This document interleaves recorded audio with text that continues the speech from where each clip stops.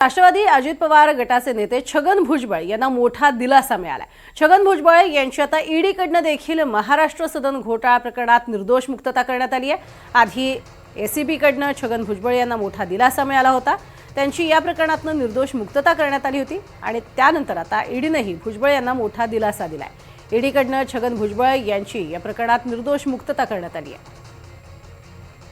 दरम्यान महाराष्ट्र सदन घोटाळ्यावर राऊतांनी टीका केली आहे। भुजबळांना क्लीन चिट दिल्याप्रकरणी ईडीनं प्रायश्चित्त करावं असा घणाघातच राऊतांनी केलाय।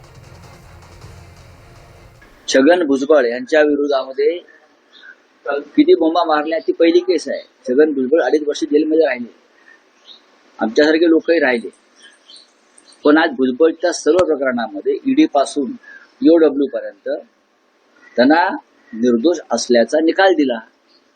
याबद्दल या राज्याच्या गृह खात्यानं आणि ईडीनं प्रायश्चित घेतलं पाहिजे।